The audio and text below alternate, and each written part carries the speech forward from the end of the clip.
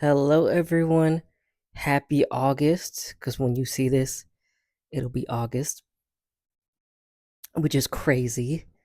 All the months, as always, are flying by. We'll be 2 months away from my birthday. Not exactly, but my birthday's in October. Excuse me. And summer's almost over. It's really crazy. So, we're going to here to talk about my top 10 favorite poetry forms, and some of them are in this book called What If I Ruled the World? Poems Inspired by Music, written by me, your boy. So some of these poetry forms are in the book. If you want to check it out, always linked in the link tree, always linked in the description, as always. So I have a glare in here and it's bothering me, but hopefully y'all don't see it. I'm going to show off my new shirt though. It has the Wiz characters on it. So there's Michael Jackson's character, the Scarecrow, Diana Ross as Dorothy. I don't remember his name right now, but that's the Cowardly Lion. And then the Tin Man. But they're like blank faces. There we go. That's much better. But this was my new shirt and I love it. So we're going to get into my top 10 favorite poetry forms. And I wrote new poems, and they're all inspired by Cowboy Carter because I am a little sad. The tour's over now. The era is ended. So we're going to start off with number 10, and it's concrete poems. And the definition is the type of poetry where the visual arrangement of text in space forms a meaningful shape or image. So, I'm going to show the short video. So, I did a short TikTok, and this is the poem, and it's a circle. Hopefully, this is in focus. And it's around a sun, and I made this in Canva. And if you want to hear me read it, please go watch the short video. Yeah, it'll be like two videos back. I guess it'll depend on when you see this. It'll be a few videos back. But the poem we're talking about today is this one, which is a bird. And it's inspired by the song Blackbird, which is a cover of a Beatles song. I'm not sure if it's just Paul McCartney or if it's technically credited to the whole Beatles, but basically the song is about the civil rights movement and encouraging, black women, because bird is like a term for women in Britain, like a slang term, and like encouraging them to overcome, you know, their struggles and to fly high. So my poem is called My Blackbird, and it's actually I'm gonna make this the thumbnail. So I'm very proud of this. Canva did make the shape for me, but I did have to rejig and watch the spacing. And since he says flying in the dead of night, I did do a night background, so I feel like it came out all right. So I'm gonna read it now. It's called My Blackbird. My blackbird, if I can talk, soaring through life and not letting life get you down. So that's the whole poem.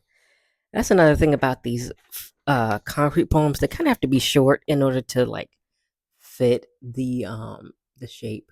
But I just love this little bird, and I made a little. I didn't make the background, y'all. I picked it off Canva, but I got the little background in there, and I had to adjust the light and stuff to make it brighter so you can actually see the bird. I feel like a little editor, so I'm very proud of this. And the circle one you would think is simple, but I also had to make that short, and then you had to fix the spacing to make it a circle because if you make it too long, it'll just like cut off into the circle. So, but you can't read that because it's going into the background, I guess. So I had to like really adhere to the shape and really make them fit the shape. And concrete poems are not poems I do often, but I would love to do them more often. I saw a tutorial on how to do them on Word, which is like go over the letter, like go over a picture and then erase it and do all this stuff. I'm not really there yet, but yeah, that's number 10. So I think it's a fun poetry form. And I had a lot of, it was challenging, but I did have fun doing it. So number 9 is an ode poem. Ode, O-D-E. The ode is a poetic formed for flattery. A lot of alliteration. There are 3 types of odes: the Horatian, the Pindaric, and the irregular. So, the Horatian ode, named after Horace, a Latin poet, contains one stanza pattern that repeats throughout the poem, usually two or four lines in length. I'm just going to tell you right now, I did the ones without the rules, which is the irregular ode. But I just want to talk about all of them. The Pindaric ode, another Greek poet named Pindar, is made up of a pattern of 3 stanzas called triads. Step ode can be composed of several triads, but the first one, the strophe, and the second antistrophe should be identical metrically, with the third eopid wandering off its own metric pattern. But y'all know, you may not know, but I'm not a meter girl. I will do syllables. I'll do a little rhyming, but I'm not for the pandemic. I'm a pentameter or any of that. It's not my thing. So I did the irregular ode, which is not named for anyone in particular, but does away with formalities and focuses on the praising aspect of the ode, which is the one I did, because I didn't want to do all the counting and all that stuff. So it's inspired by the song Spaghetti by Beyonce, Linda Martell, and Shabuzi. And it's called Not a Regular Singer. Because she does say that in the song. She says, I'm not a regular singer. You open the doors, still walk through them, and keep them open for others, took rejection, and turned it into success. You got the beehive shooting for you when haters try to play on your name. You're secure enough not to stoop low. Just rise above the nonsense. Make your art and let it speak for itself. Breaking barriers and changing expectations. Petty, petty, petty. Talking your shit in the music. Let it send your message. And don't crash out online. Not tarnishing your legacy. Always classy. Always a class act. Always the standard. Always one of one. So yeah, that's my ode to Beyonce. And I've written odes before. I wrote one for Nikki Giovanni earlier this year for one of her poetry books I reviewed during Poetry Month, which I right now cannot remember the name of. But we're gonna move on. So the next one, number 8, is the American sentence. So I'm gonna link where I got the definitions from for all of these poetry forms, and they're just great resources for poetry. So I'm going to do 2 links of where I got them. This was the only one that was not on either website, but if you Google American sentence poem, you'll find this.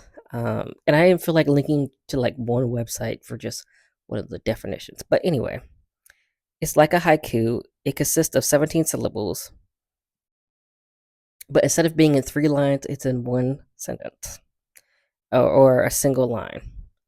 So mine is inspired by Jolene, and it's called Bird Brain. Jolene, you think you're so clever, but you're just desperate and thirsty. So, which if you haven't heard her cover of Jolene, I really like it. And she's basically saying, Jolene, don't test me. You ain't getting my man. That's basically her version. I like her version. I like both versions, so we're not gonna pit the girls against each other. And I know Dolly really wanted her to cover Jolene, although she did mention, of course, she does want the money. Just like with "I Will Always Love You," she got the credit 100%, so she got the money from when Whitney did the cover. So she was happy about that too. So I know. Listen, get your money. I'm not mad at you. So going to number 7. It's called a cinquin. I feel like I always say this poetry form wrong, but I've written it before. So it's inspired by a tanka. So the first line is 2 syllables, then 4 syllables, then 6, then 8, and then 2 at the end. So it's 5 lines. That's why I call it a sin, because I think sin or is it Quinn that's 5. One of those means 5. So it's inspired by Two Hands to Heaven. It's called Shining Souls. Diamonds shine on my hands, but nothing shines as bright as our love, and I've been waiting for it. So yeah, so she has a line in there where she says rhinestones and diamonds both shine in the light. So I thought I'd play that off. And then she has a line which says, I've been waiting my whole life for you and I. So I couldn't fit all of that, but I was like, I've been waiting for it. So I feel like that's kind of a good play on it. So number 6 is another. I feel like a lot of these have like syllable rules. I really love them. So that in my short video. I spelled syllable wrong in my caption. I just realized that. But anyway. Well, does it have the E if it's not plural? I'm going to look at that later. Anyway, but number 6 is a nonet. It's a simple poetic form. That's what it says in the definition. It's a 9-line poem, so it goes from 9 syllables and then works its way down to 1. So and honestly, these are actually kind of hard. You would think, hey, you have a 9 syllables to start off with. It should be easy. They are not, but I like them. I only have one nonet in my poetry book. I should put more in the next one. But the poem is called "Is That a Gun in Your Pocket?" or question mark. It's like a play on "Are you happy to see me?" Is that a gun in your pocket? Are you happy to see me? I feel like that's said in a lot of like Western shows and movies, so I thought that would make sense since we're talking about a country themed album. It's inspired by my favorite song on the album, "Ya Ya," even though I do love a lot of the album. But here it goes. Let loose and follow my lead. Big boy, are you happy to see me or are you beefing with someone? Something is hard in your pants. You say it's for me and let's get on up out of here. If I can speak. Let's get on up out of here now. So you ready to go home? So yeah. That's the nonet. All right. So we're going to the top 5. So number 5 is a tanka, which is basically a haiku with 2 extra lines. So it's 5 lines. Again, another 5-line poem. I guess I love me some 5-line poems, y'all. So it starts off with 5 syllables, then 7 syllables, then 5 syllables, and the last 2 lines are both 7 syllables. The definition says, oh, it's a Japanese form as well. I have a few Japanese forms in the top 5. Yes, I do. And they say the syllables are 31 in all. So it's inspired by 16 characters. It's called Underworked, Underpaid, and Overwhelmed, which he says in the song. Hard work, low pay, and never appreciated. Blood, sweat, tears, pain, and stressing. If it will even be enough to survive, which is very relatable. Yeah, it's very hard. It's hard out here for a pimp. All right, number 4 is an acrostic poem, which is the poem that in which the first letter of each line spells out a word, name, or phrase when read vertically. So I did dance. So just imagine DANCE. Couldn't spell, and that's like how the poem is lined up. So it's inspired by the song River Dance. Love that song too. I keep saying I love every song. I do, pretty much. The only song on the album I didn't really care for was because of the feature, which was Levi's Jeans. I don't hate the song, but I'm not a big fan of Post Malone.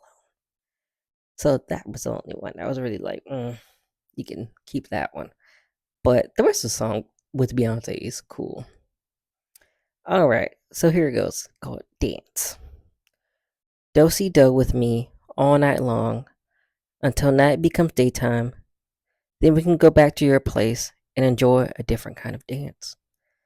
So once again, another horny poem. But yeah, Riverdance is a fun song. So number 3 is a high bun, which I do have a high bun. I have two high buns. I've shared one of them at least, and I think I shared the other one when I read some poems from my book.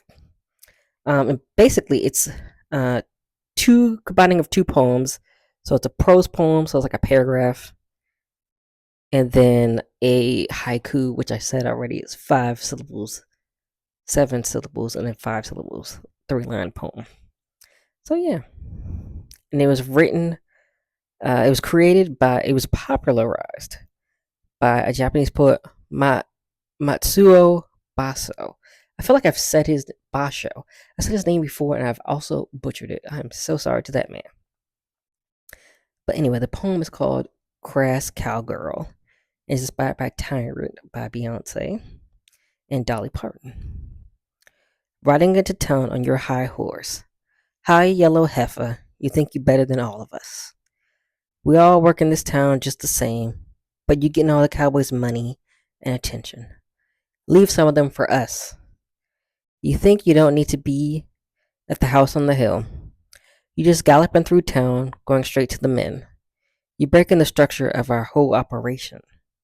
Riding through town on your high horse, getting high with the cowboys, and getting down to their level. You look down on your fellow women, but lower your standards for money. This job's degrading enough. But now the cowboys are saying we charge too much. They say we act like we're better than them, but not you. You go to the gutter, we won't you go to the gutter and we won't meet you and the cowboys there. We'll just jump to another town and leave you to the rats. You stoop too low for any of us to ever have respect for you. So the last couple lines with the haiku. So yeah, so now we're in the top two. So y'all, I was gonna put this number one, but I was like, that's kind of obvious to put it number one. I didn't want to do that. But I did want to put it at least in the top five, and it's free verse, which is just doing whatever you want, basically. I do have a definition. It's a non-numerical, non-rhyming lines that closely follow a natural rhythm of speech, natural rhythms of speech. A regular pattern of sound or rhythm may emerge in free verse lines, but the poet does not adhere to a metrical plan in their composition. So it's not where to tell. I thought it would be too on the nose to put it at number one, but anyway, it's called. It's inspired by the song "Just for Fun" by Beyonce and Billy Jones. It's called "Time Heals Almost Everything." Running and running away from you, away from commitment, chasing and chasing me all around the world, chasing and chasing my love and affection. I fall asleep crying, thinking of the pain I caused you. I'm standing now, here for you to finally capture me, but are you finally tired of running? That was a little sad. It is kind of a sad. Like the music wise, kind of sad. But anyway, number one, which I've already talked about with some other forms. Drumroll, please. Haiku. It was actually going to be high bun originally, but I was like, well, the haiku's kind of the originator, so I was like, I'm gonna switch the girls around. So, like I've already said, it's a 3 line poem of it says unrhymed lines of 5, 7, and 5 syllables. So 5 syllables in the first line, 7 syllables in the second, and then 5 again. So I feel like I've talked about it the whole video, but here it is now. So it's inspired by Sweet Honey Buckin', another one with Beyonce and Shabuzi. And it's called Put a Flower Inside, because she does say that in the song. Put your flower in me, make me bloom, and you will grow your ego in me. So yeah. And she has a song called Ego, which, you know, it does sound sexually charged, honestly. So I added that in there. So yeah, what is your favorite poetry form? Let me know. Those are my top 10. I feel like I went a little fast, but number one is haiku. Number two is free verse. Number three is haibun, which is like a haiku and a paragraph. So it's kind of still a haiku, but I was like, I'll put them separately. I was gonna put them together, but I was like, eh. Acrostic is number 4. 5 is tanka, which is another combination of a haiku. Nonet, Cinquin, American Sentence, Ode, and Concrete Poem, which is the shape poem. Um, Originally, I had Ars Poetica, but when I learned about it, I thought it was you writing about your love of poetry, but it's like a poem about poetry. And I was like, it's not really what I thought I was going to be like. So I was like, I'm not going to include it. And I do like I do like ode. It was going to be number 9, but I do like ode poems because I've ode poems and I've written several. So I was like, well, you know what? It is a favorite. I don't really write Ars Poetica that much, but I thought it was something different, so that's why I changed it. But I also don't really write concrete poems, but I feel like I will write them more because now we have tools that help me out to actually be able to do them. I just have to like explore more things on Canva, maybe some other apps. I am a little worried about some other apps though because I don't want them to steal my work. So, although I guess Canva kind of has my work, but anyway, it is what it is.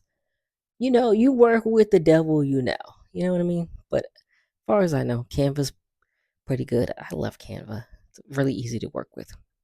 So yeah, let me know what your favorite poetry forms are, or what's your favorite poetry form to read. Let me know what you think, and I will see you all next week.